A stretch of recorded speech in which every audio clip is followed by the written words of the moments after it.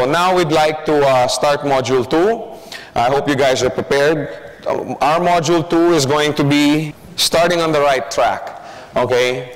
In this business, again, see, I keep talking about this business and other businesses because you will find in life that what's successful for one endeavor also proves to be a successful technique or frame of mind or work ethic for another endeavor. In fact, studies have shown that in production, in manufacturing, or in the corporate world, if you take somebody who excels in one department, let's say in accounting, and you take him and put him in marketing, most likely he will also excel in that department, okay? Because the same frame of mind, the same heart, the same work ethic that made him excel there will make him excel in another department. So I keep referring to this business and other businesses because really it's true. What you're going to learn in this business hopefully will also propel you into be a better person in the other aspects of your life. Okay, so when we say starting on the right track, we're talking about building the right foundation that will determine how effective a leader you will become and consequently how large an organization you will build.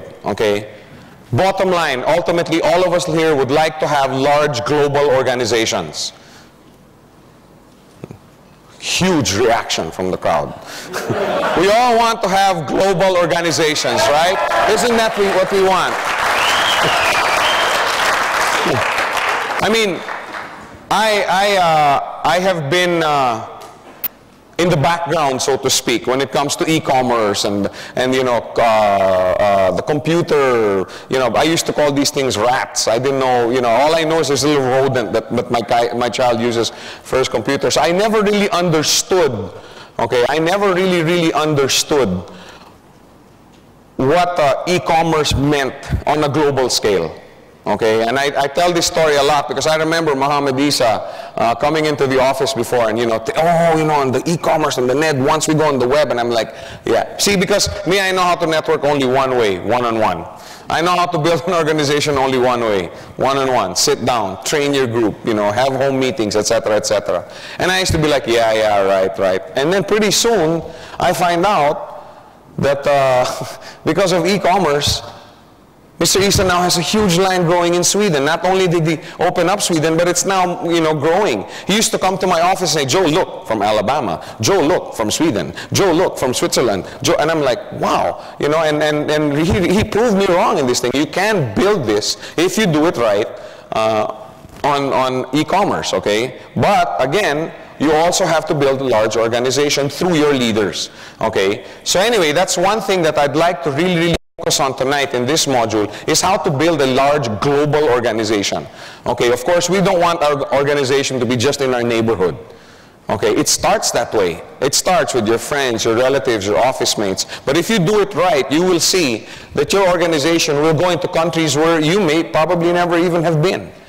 Okay, so that's what I'm talking about when I say that the foundation will determine how effective a leader you will become. Okay, for your organization, because every organization needs a leader. Okay, so we're going to talk about foundation building.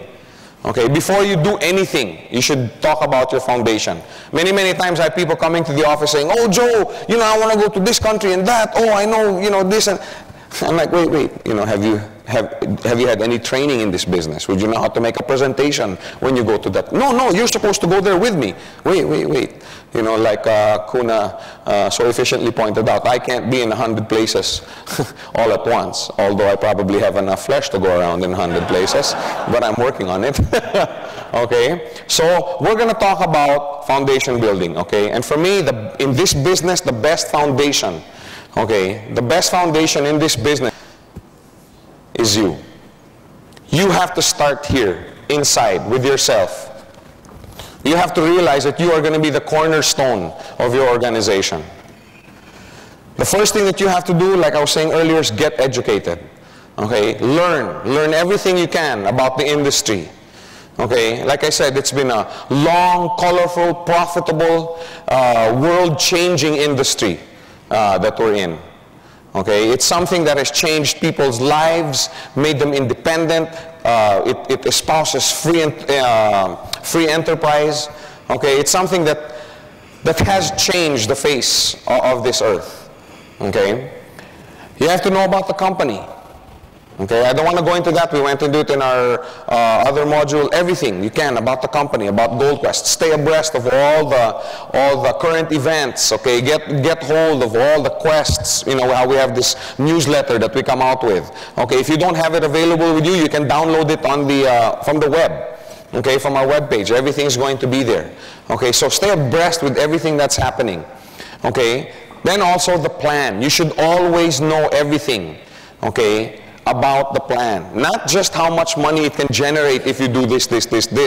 Okay, but what is binary? What is this plan that we follow? What advantages does it have over stair-step, over unilevel type of plans, over hybrid, over matrix? There are many, many different kinds of plans, okay? And the more you know about the different kinds of plans, the more you will understand, the more you will appreciate the strengths of the binary plan. That's why all over the world, okay, I don't have too much time to go into the net, but every now and then I get emails, okay, from people, oh, you should see this new company, blah, blah, blah. Oh, you should, all the new companies that I've seen over the last 5, 6, I haven't seen one with any other plan other than binary.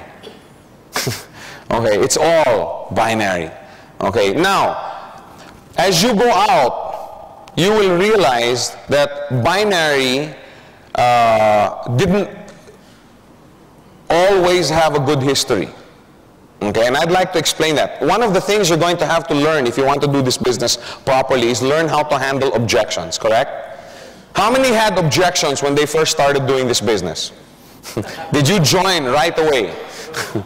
And it was the ability of the person presenting the business to you, or persons, okay, it was their ability to answer objections, right, that made you ultimately decide to say, hey, this is a serious business. This is something I can do. Okay? Now, many, many times you will have people objecting regarding binary. Okay? The reason that binary had some bad associations, okay, because, oh, it's illegal, oh, companies with binary never last, okay, oh, of course, the same people that are saying this, okay, don't say, yeah, the companies that use stair-step plans, many, many companies also close, many companies also, you know, in other words, it's not just the binary. Now, the reason, okay, in my opinion, that the binary had a bad, quote-unquote, name in the market, okay, and glad to say it's changing now, okay, because of the success of other companies like GoldQuest that are using the binary plan. In my opinion, the reason that they had a bad name, and I'm sharing this with you so you can answer objections later on with regards to the plan that GoldQuest has chosen, is that binary is very powerful, it's very strong. Okay? Now that's one reason why binary had a bad name. Okay, but again, I would like to point out, there are also many other companies that have cheated the public, that have used other plans. Not just binary, it's just that now, since binary is so fast, okay. Now another thing that I noticed, I do a lot of reading, as much time that I have reading on the industry. Many, many books on direct selling, you know, multi-level marketing, referral, and all that. So I started looking and skimming through them, and many of them, you know, how to choose the right company, how to choose the right program, the differences between this program and that program. And I found out that many of these books didn't even have binary. They didn't even have binary in their on their list, so to speak. Okay, because it's so new. Okay, binary is so new. Now, the legitimate companies that wanted to use binary, I know of at least 4. Okay, legitimate companies, I mean, you know, people with, companies with people behind them that, you know, wanted to do honest business, that wanted to grow their businesses. But since the binary plan was so new to them, that they came up with a system that was not, that, you know, that didn't work, basically. Some paid out too much, okay, some, you know, just some, most of them didn't work. And many companies closed because of that, okay. Now, that's what gave binary basically a bad name. But now, on the rebound, there are many, many companies, I happen to feel GoldQuest is one of the best of them, that are using binary for the positive. Okay, in fact, if you notice, all the new companies now are binary because of the success and the integrity of companies like GoldQuest that carry on business in a manner of integrity. So see, it helps to know these things. Of course, I'm just, you know, explaining the difference between binary and other plans, and, you know, why binary came to be this way and why it had this kind of name. But it helps to know these things. Okay, it helps, because let me tell you, there's nothing more demotivating than having a leader who knows nothing about the business. And I must stress that I put brackets or quote unquote on the word leader. Okay, because if he doesn't know anything about this business, he has no right to be called a leader or to call himself a leader. Okay, isn't it demotivating when you've just started in the business, okay, and you're there, you're all excited, right? And you come up to your leader, the one who referred you to this business. Hey, what's maxing out? What's cycling mean? And the guy's like, well, I don't know. Go look in the webpage. And yeah, okay, how many cycles can you do in one day? Gee, I don't know. I mean, could you be motivated if you had a leader like that? On the other hand, it's so inspiring to have a leader who can lead, not with hype, but with heavy-duty knowledge. I mean, you ask the guy about something, he knows. Okay, I pointed out Ranjit, but the same goes with Tony Kong and Muhammad Isa. I've sat there in the office and watched these guys when they have new customers coming in and new leaders in their line coming in, and they have these sessions where these guys, hey, what about this? What, you know, and they sit there and they answer one by one all the questions. They sit there and do their trainings, and these guys walk out of the office on fire. You know why? Because they know they have somebody that they can look up to. They know that they have a leader that they can count on. Okay, so it is so inspiring, it's so motivating to have somebody that you can count on. Now let me ask you, what kind of leader are you? What kind of leader are you? Are you the kind of leader that your organization wants to gravitate towards? Or are you the kind of leader that people want to avoid because, better not go to Joe, he doesn't know a thing. Heavy-duty knowledge. Because from heavy-duty knowledge comes wisdom. The more knowledge you have, that eventually turns into wisdom. I had a very, very interesting conversation with Ranjit as we were finalizing the PowerPoint. You know, we're fixing and doing some editing. And he said, you know, it's so nice because I've been doing the same training with my group. And he says, everything starts in your imagination. And I was like, wow. You know, I was trying to concentrate. I was like, yeah, that's right. Okay, I mean, people take for granted what imagination can do. I mean, can you imagine Albert Einstein? Think of the imagination that this guy must have had, thinking about splitting the atom. I mean, it's unbelievable. I mean, how? I've always wondered about that. Okay, who was the first guy that ever cooked meat or vegetables? You know what I mean? Have you ever wondered about that? What made a guy invent, let's say, I don't know, gunpowder? What made the guy invent the airplane? What kind of imagination? You have to have imagination. You can't forget how powerful that is. How many here can imagine their organization 2 years from now? From that imagination, now it slowly becomes vision. And now the processing of that vision, when you have that vision, you have a quest for knowledge. You want to know more. How can I go towards that vision? So because of that quest, now you get knowledge. Then the vision with the knowledge now turns into wisdom. It's a whole process. From imagination, going into vision, going into knowledge, and going into wisdom. You have to use all the tools necessary. Because like I said, if you want to build a large organization, the best foundation is you. Learn how to use every God-given skill, talent, knowledge, wisdom. Sources of knowledge and wisdom that you can go to. Okay, because of course if you're new in the business, then you have to have people to go to. Leaders up in your organization. One of the nicest things about the plan that Gold Quest follows, okay, is, remember, it doesn't make a difference whether you're direct or indirect, right? When you have 5 on the left and 5 on the right, does it make a difference whether it's 5 directs or 5 indirects? You get paid the same amount, right? In other words, you can go down deep in your training. Because of this plan, the inherent nature of this plan, you can be 200 generations away from someone. Let's say I was in Ranjit's organization. Okay, between Ranjit and myself are 200 people. Okay, you know, this guy referred this guy and referred this guy and referred this guy. There's 200 generations between Ranjit and myself. And I need, you know, to find out more about the business. I need somebody to help me grow. And I go to Ranjit. Will Ranjit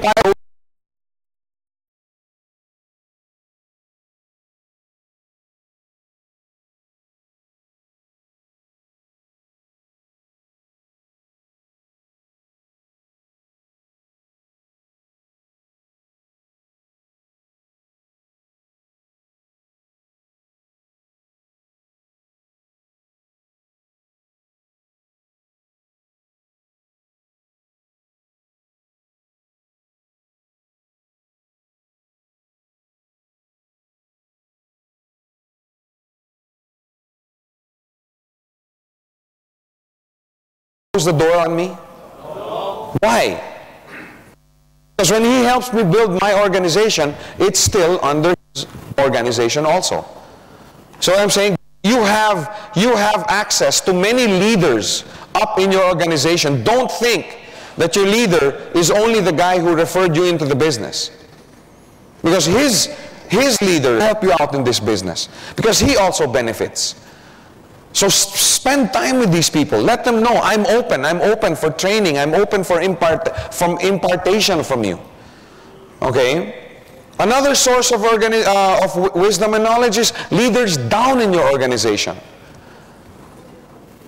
I've heard it so many times. Oh, you're in my organization. I'm a leader. You learn from me. Let's not go on an ego trip about this. There are many people. When I was a customer, there were many people in my organization, below me in my organization. I mean, this whole training program is a result of my fellowshipping and my time spent with these people. There's so much wisdom and knowledge and experience that came out, not just from people above me, not from leaders above me, but also from people below me. You have many people under you that are leaders. There's ways that you can hook up with them. Establish teamworks. Okay, one of these days, Mr. Rink is going to come and do a seminar like this on strategies, how to build teams. I'd love to do it right now, but I don't have my famous whiteboard. Now I have the laptop. But there's ways that you can build teams below in your organization. And for example, I had somebody the other night, last night at the office saying, you know, I want to come in, you know, with a 15 header. I said, no, sir, you know, just do 3. Just do 3. That's the best. You know, you build 3. He goes, wait, don't you guys want business? Don't you guys want? Of course we want. But man, to make a 15 header earn money, you need to build 16 legs, right? And I mean, is that easy?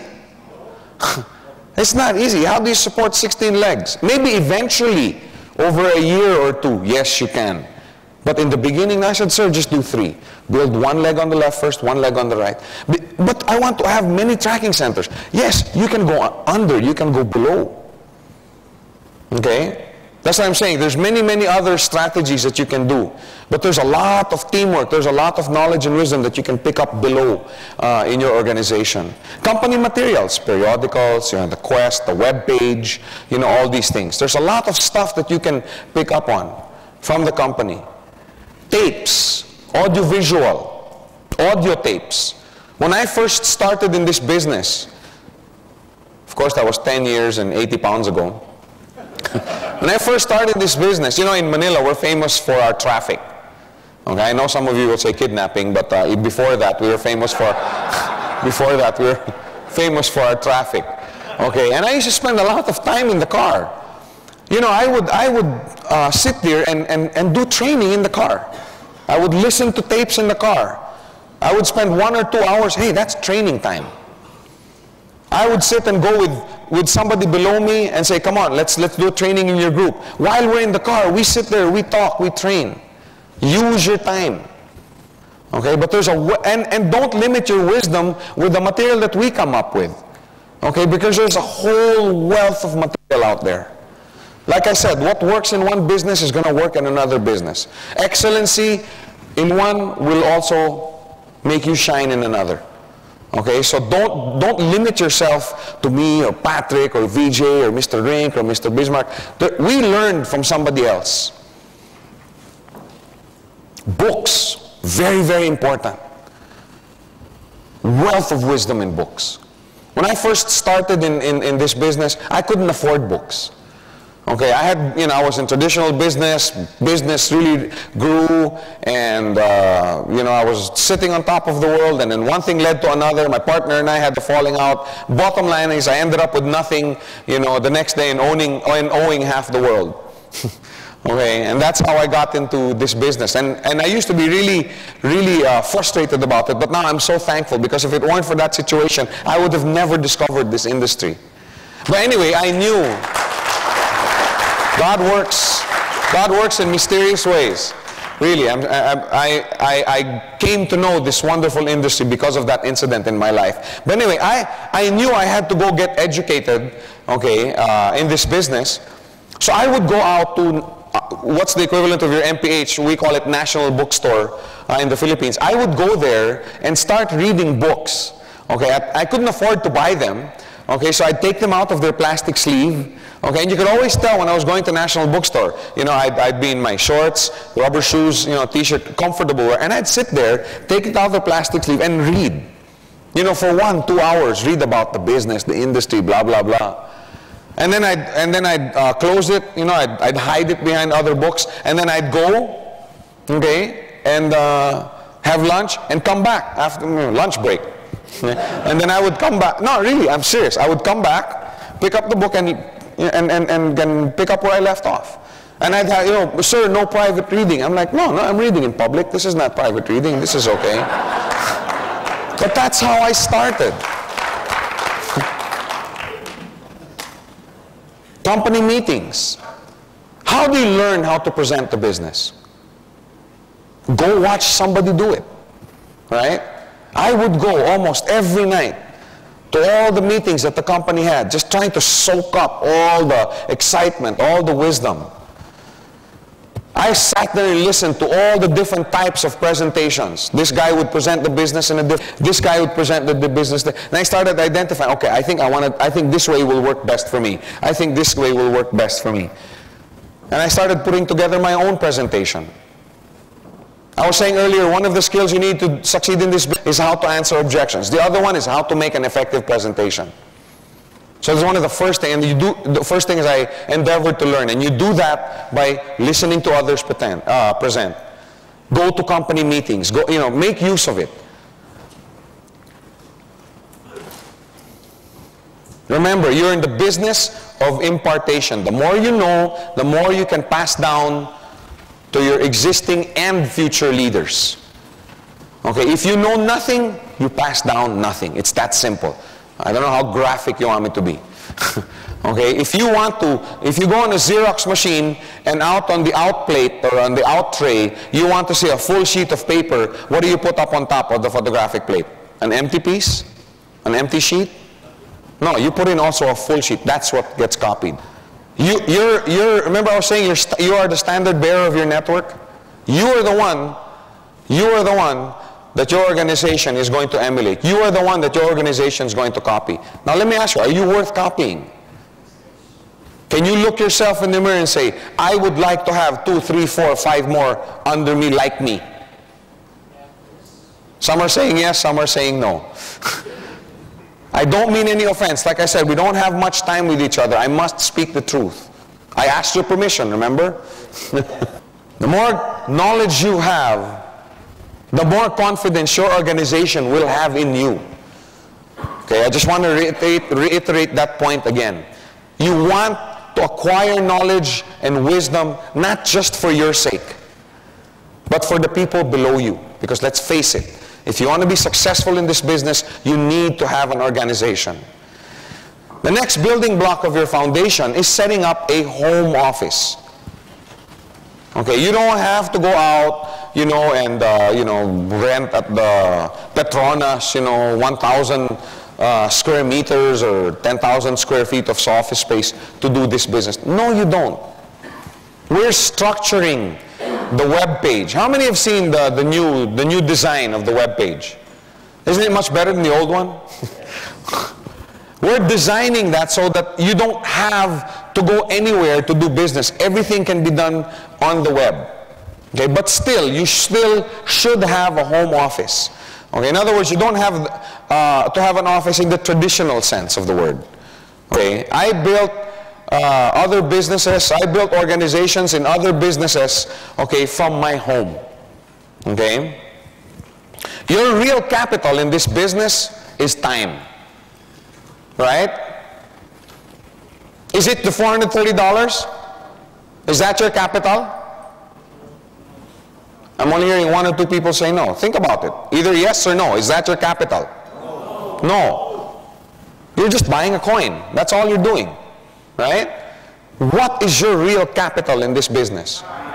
Time. Time, effort. That's your real capital.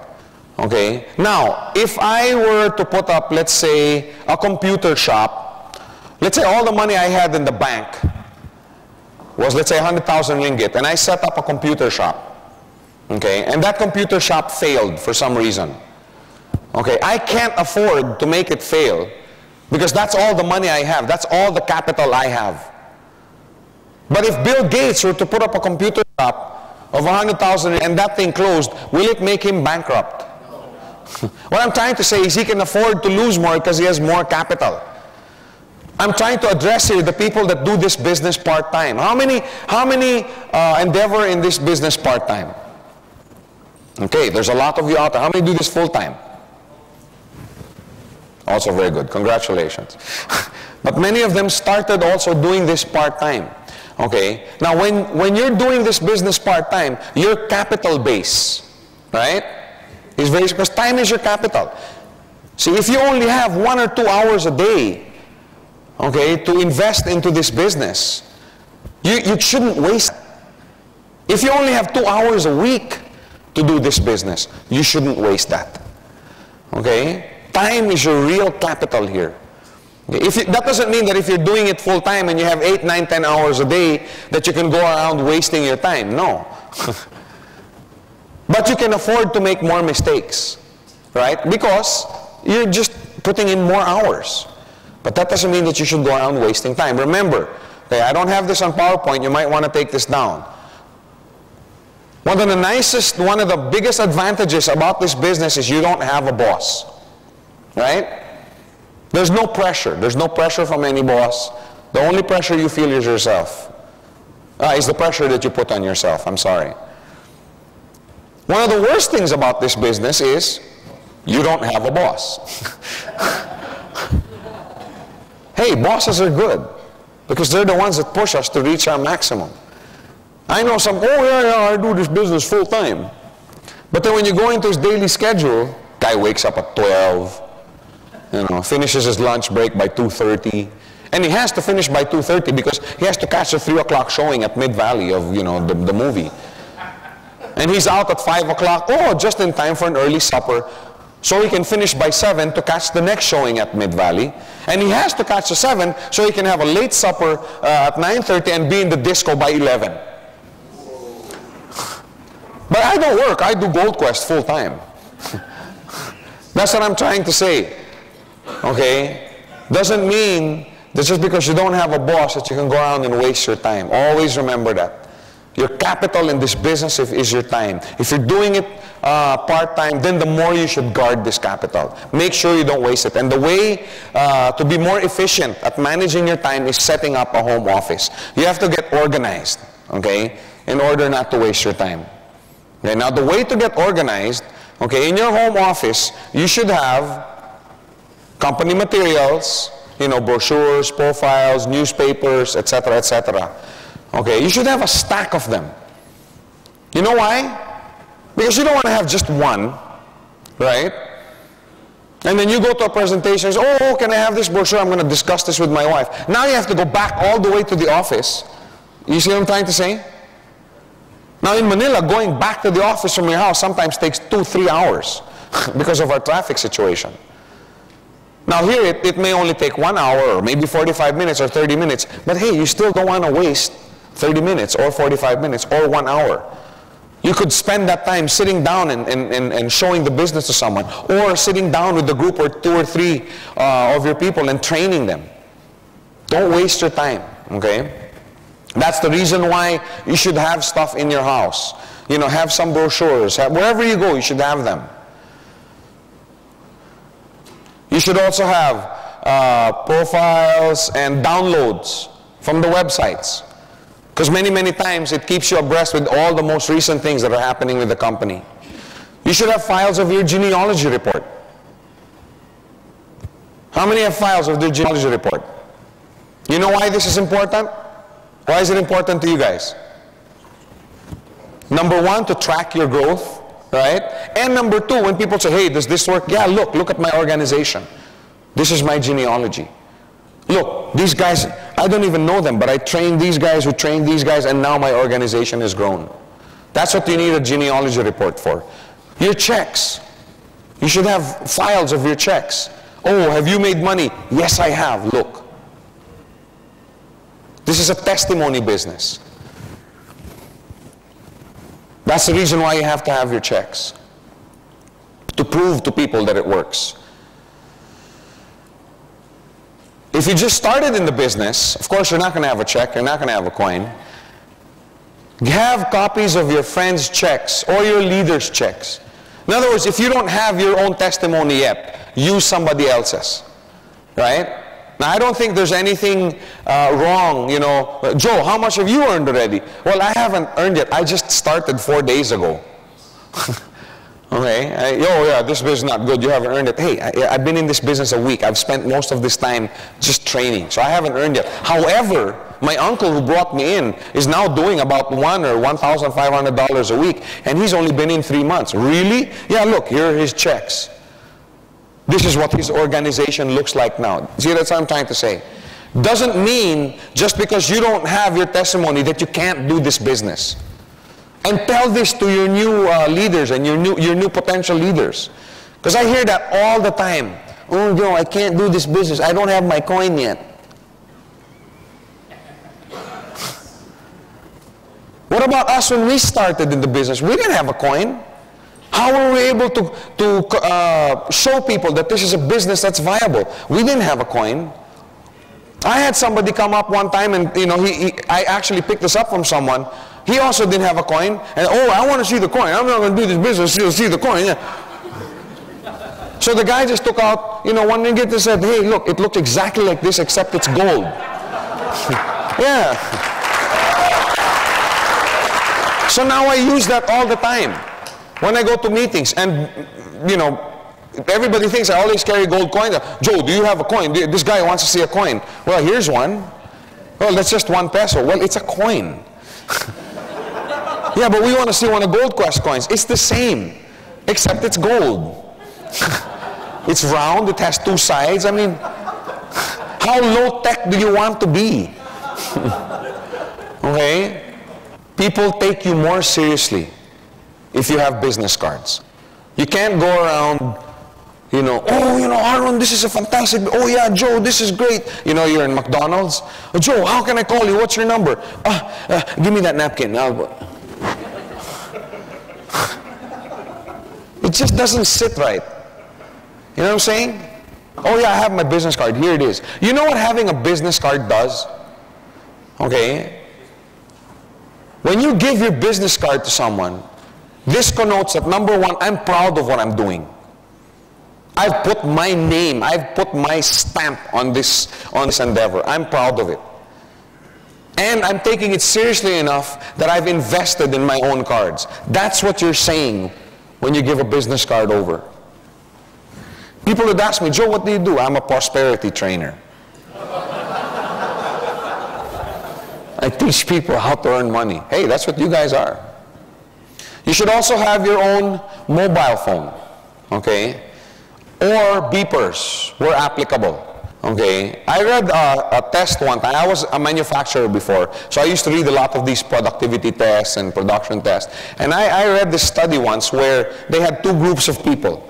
Okay, let's say a group of 10 here and a group of 10 here, all of them basically the same educational background, same IQ level. They were chosen, okay? Now they were given the same set of tests. They had to wear headphones and all these distracting noises, you know, sirens, loud rock music, you know, dogs barking and crowds cheering. On the other side, the other 10, they also had the same thing, you know, the noise and everything. But the group over here had a little switch where they could turn off the sound. Okay? Now, of course, the results were not surprising. Who do you think scored higher? This group or this group? Yeah, the group with the switch scored higher. Okay? That didn't surprise the researchers. What surprised them was not one of the people in the group actually used the switch. No, really. Just the fact that they knew they had control over a situation made them perform better. Okay? Not one of the people, not one of the participants used the switch.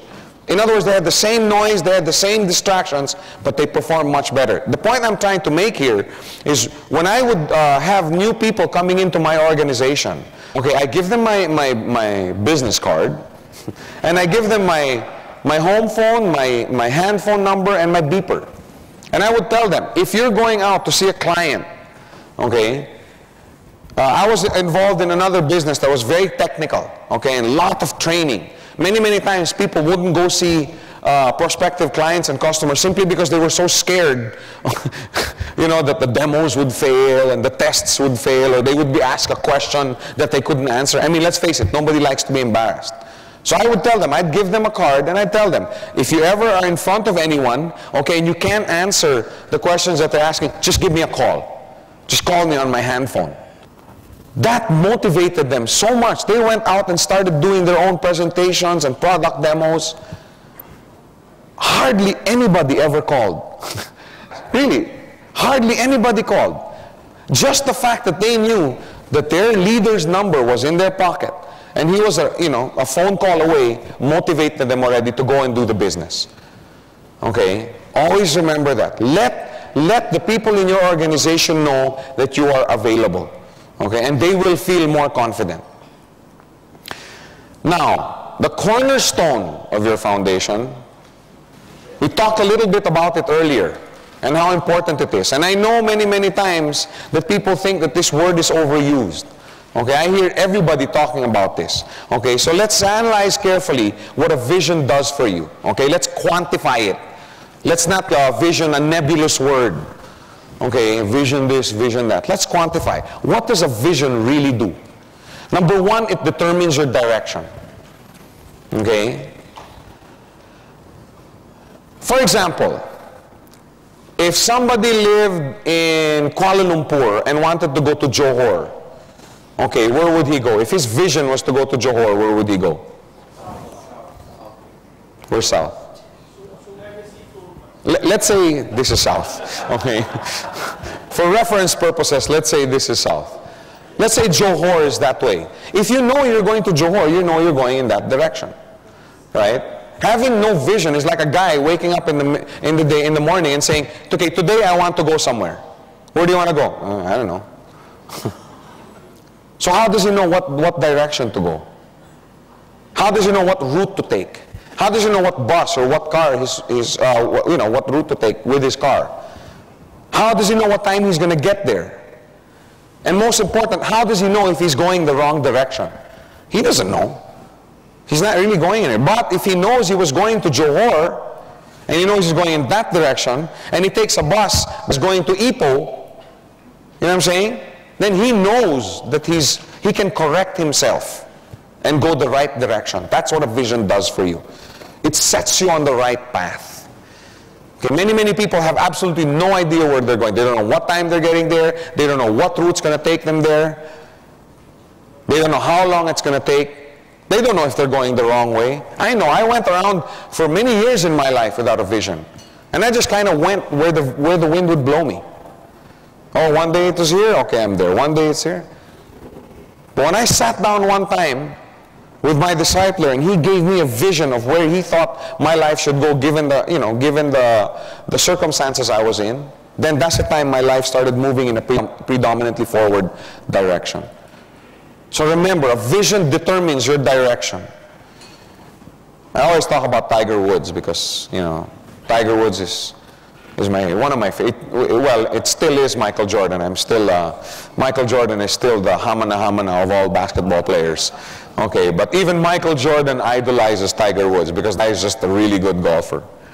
But his vision was to be the best golfer of all time. He didn't take up swimming. You know what I'm saying? Because of his vision, he took up golf at an early age. Bill Gates had the vision to put a PC in every home. He didn't go into the lumber industry. Right? If your vision is to have a PC in every home, I guess you should be involved in the computer business. Simple. It determines your direction. And another thing that vision does for you is you become internally motivated. Nobody has to sit there and, you know, come on, Joe, you got to do this. No. I have a vision. I know when I want to reach it. I know what time. And nobody has to motivate me. How many have visions here? How many want to build large global organizations? Does anybody have to push you in the morning to do this business? Did anybody have to push you to come here this weekend? That's what a vision does for you. Internal motivation. For me, that's the best. Not because, you know, you perform because somebody's there cracking a whip over your head. No, because you want to fulfill your vision. That's the best kind of motivation there is. The next thing that a vision does for you. Having a vision helps you overcome obstacles. When you have a vision for something, then you're willing to go through a little pain, right? Again, when I talk about pain, nobody says. When I talk about large global organizations, whoa! When I talk about pain, no, that's not me. Training for the 400-meter dash is one of the most painful processes in track and field. Okay, simply because the body wasn't designed to sprint 400 meters. Yet Michael Johnson, y'all know who Michael Johnson is, the guy with the gold shoes, trained every day for 10 painful years because he had the vision to win Olympic gold. Not just in one, but two events, the 200 and the 400. I mean, when you, how do you call this, have a vision, you're willing to go through all of this. You're willing to go through a little pain because you understand that it's the process. However, having a vision for something is not something you do in one sitting. You don't sit down and, and then walk away. Okay? It takes a lot of introspection, soul-searching, and courage. You have to have courage to dream. Don't wimp out. Don't wimp out. No, I don't think I can reach that. I better not reach that because it's just going to hurt if I don't reach it. Don't be a wimp. It takes courage to dream. Sit down. How high do you want to go? How high do you want to fly with this business?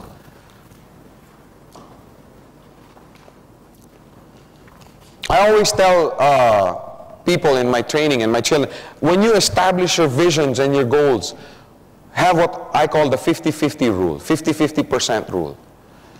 If you have a 100% chance of hitting your goal or likelihood of hitting your goal or your vision, then it's too low. You know what I'm saying? It's too low. I want to be a high jumper someday. Someday I'm going to jump 1 foot. I mean, if you have a 100% chance, then it's too low. If you're going to set a goal, set it high. But don't set it so high that even if you're only 50%, you think you're a failure. You have to give yourself 50% chance of failure, but that 50% is still an achievement above other goals. You see what I'm trying to say? That's, I mean, that's a standard I set for myself. If I'm going to set a goal, I'm going to set it high. I give myself the 50-50 rule. But sit down, okay? It takes a lot of time. And one good way to help you see your vision for this business, and for anything else basically, is to sit down and think, what are my compelling reasons for doing this business? What are my compelling reasons? Why am I doing this? Why am I doing Gold Quest? Why am I pursuing the Gold Quest dream? I have to write it down.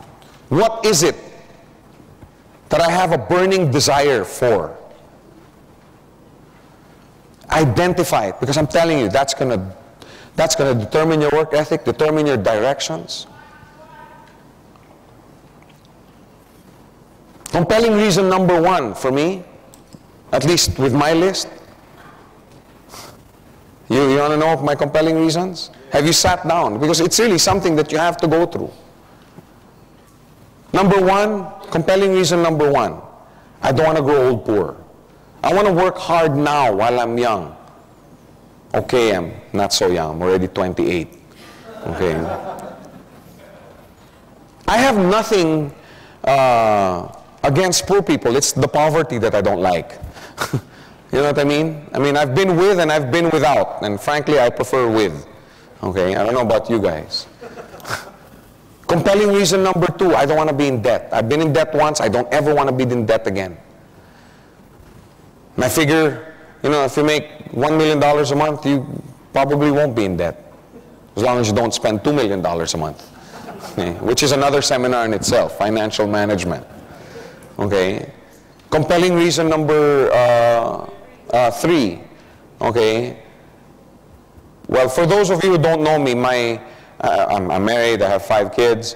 My wife is my queen. My wife is my, I know it's old-fashioned, but she's, you know, she's my queen. And a queen doesn't worry about, you know, the bills, the amortization, you know, and oh my gosh, how am I going to put food on the table tonight? No, a queen enjoys the kingdom that her king has built. That's for me, that's... Now, I'm not saying... Now, when I married my wife, I promised her that I would be the best husband that I could be. And part of being a good husband is being a good provider. I'm not saying that money is everything. Okay? I'm not saying that just because you earn well, you're a good husband. No way. But part of it is being a good provider. Okay? I want my wife, you know, to enjoy her queendom, I guess you call it. I mean, do you ever go out with your wife to a restaurant and say, you know, and sit down and you want to have a nice time with your wife and you sit down in a nice restaurant, you open the menu, what do you look at? Nobody looks at the food, right? Everybody looks at the price. I mean, don't you want to sit down with your wife and say, honey, order anything you want? You know what I'm saying? I remember the days I'd sit down with my wife and, oh my gosh. And she's like, so, what do you want, dear? Oh, I'll have the pasta with steak. Why don't you have some coffee instead? Oh, but Joe, I'm hungry. Have 2 coffees. You know that feeling?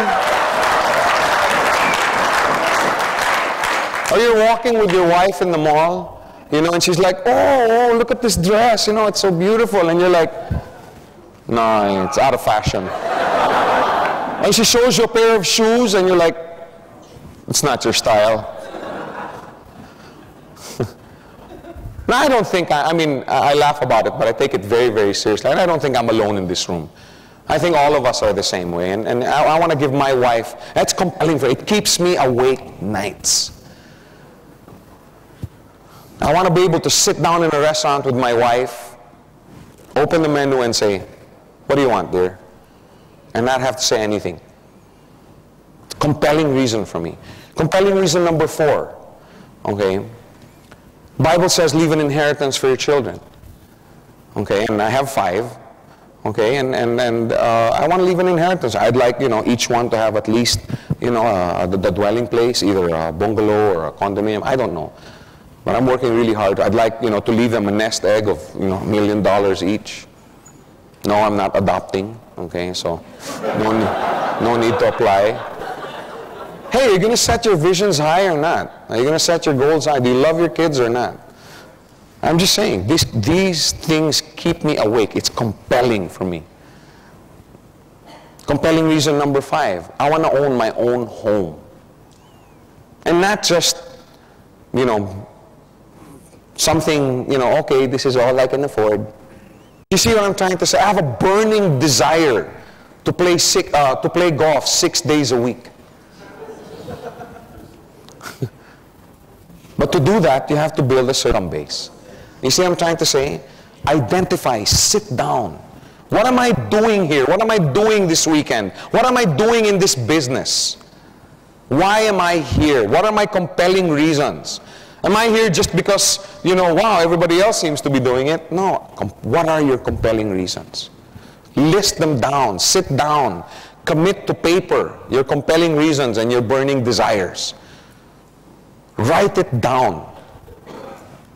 There's a saying that goes, write it down on tablets. The Bible says, write your visions down on tablets. Remember, a vision not committed into writing is just wishful thinking. Okay? Sit down. That's why I say it doesn't happen in one sitting. It's a process. And over the months, over the years, it'll probably change. It'll probably change. There's one customer in the Philippines, and she was saying, before, when I would earn $800 a week, I'd be like, wow, I mean, this is it. And then when it hit $2,000 a week, she was freaking out. And then at $4,000 a week, she thought she was on top of the world. And then she's hitting 10, 12, 13. In fact, the last time I was there, somebody was telling me, Chip, this girl, she took her check, threw it away. Oh, it's only $8,000. Many, many times your visions change, your goals change. So you have to be willing to sit down and, change them again. And hopefully it's to make them higher. If you drive yourself properly and have the proper work ethic, it might probably higher. Once your vision is firmly established in your heart, it's now time to set them into goals. Okay, we've talked about all the nice stuff, but now this is where the action begins. Okay, remember, we're talking about foundational work. We're talking about getting the head start in this business. And your best foundation is you. Don't you dare start, the task of leading others until you've built a foundation in you. So set goals. Okay, the visions, okay, are what is now broken down and made into goals. Okay, so when you set your goals, okay, if I want to earn, let's say you go, I want to earn $10,000 a week. That's your vision. Okay, how am I going to do this? To earn $10,000 a week, I need this kind of organization. I need this many steps a day, this many cycles. What kind of organization do I need? How many leaders do I need? Don't talk about volume. Don't talk about sales. One hint, it's not here, it's not, on the program. But let me tell you, if you want to build income, if you want to build, your dream income, don't think sales, don't think volume, think leadership base. Think leadership base. If I want to earn $1,000 a week, how many leaders do I have to have? If I want to earn $5,000 a week, what does my leadership base look like? If I want to earn $10,000 a week, what does my leadership base have to look like? The volume, the income is just a byproduct of the leaders. That's basically what it is. Now we've talked about several aspects, but we have to on how to get the business set up properly. Number one, getting educated, setting up your own office, establishing your goals through vision. Now we shall go into the final part. Okay, and some of you are going, okay. Final part of your foundation, okay. You must submit yourself to a leader and get trained. And I use the word submit. Okay, you have to go to someone, okay, submit yourself to him and get yourself trained. Okay? Training will teach you how to achieve the goals and realize your dreams. Okay, we've talked about the dreams, we've talked about the goals. Now you have to get yourself trained, okay, so that you know how, specifically, what do I have to do? Okay, I know I have to make a good presentation, right? But, okay, specifically, what makes an effective presentation? Yes, I know that I, have to know how to answer objections. Okay, specifically, what are these objections? You see what I'm saying? That's what training is going to do for you. Okay, it's going to help you identify. Okay, and then finally learn how to do it. This business can be a lot of fun and be very fulfilling, both emotionally and, of course, financially, if you know how to do it right. Okay, I wanted this in red, underlined, and 3 exclamation points. Okay, if you know how to do it right. I want to stress that. However, on the other hand, if you don't know what you're doing, and many people don't, the whole experience can be likened to banging your head against the wall. Correct? How many have done this business unsuccessfully for a while first, before they realize that they have to get trained? How many started that way? Isn't it frustrating? Isn't it the most frustrating thing to do, to know that you want to do something and you can't? It's like banging your head against the wall. Now let me tell you, you can be intelligent, you can be successful, you can be influential, you can be wealthy, but if you don't know how to do this business properly, I guarantee you, you will fail. I know many, many people that have come into this business. Oh yeah, I am the chief executive president, you know, director's chief of staff of the board is the chairman, and you know, I'm it. You're lucky to have me in your organization. I mean, there are people like that. Training program, me attend the training program. Hey, I do the training in my organization. If you don't know how to do this business right, you know what I tell people like this? Fine, sir, I'm sure you're intelligent, I'm sure you're an expert in your business, but in this business, you know diddly squat. Sometimes that's what it takes. You just have to sit them down and say, fine, you may be a great lawyer, but you don't know anything about this business. If you want to succeed, sit down, get training. If you're not willing to get trained, here's your draft. I don't want it. I don't care who you are. Here, I don't look for people that are qualified, influential. I look for people that are hungry. I look for people that have compelling reasons. I look for people that have burning desires and they say, Joe, these are it. Show me what I have to do and what I have to learn to achieve it. Those are the kind of people you want to work with. Those are the kind of people. I'd rather have 2 of those. I'd rather have 2 of those than 10 chiefs of industries who refuse to submit themselves to training. I'd rather have 2 that will say, Joe, you tell me what I have to do. I don't care, whatever it takes, I want to achieve this goal. All you need are 2 or 3 people like that. Admit the fact that you don't know everything about the business and get training.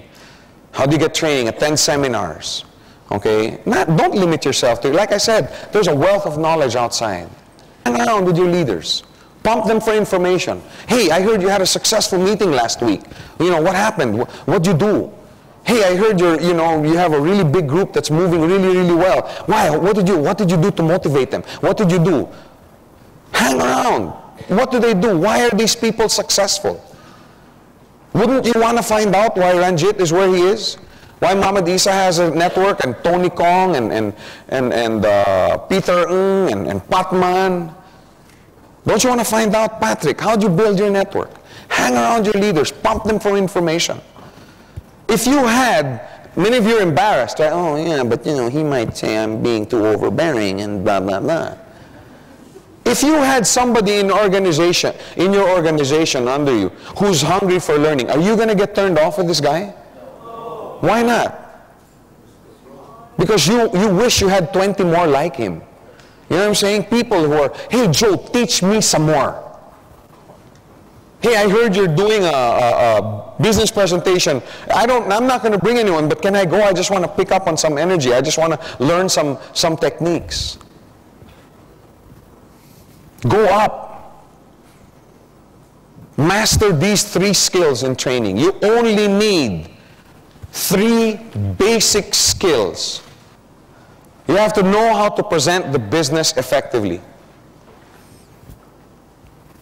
If you want to succeed in this business, you must know how to present. There's 2 ways to present, effectively and ineffectively.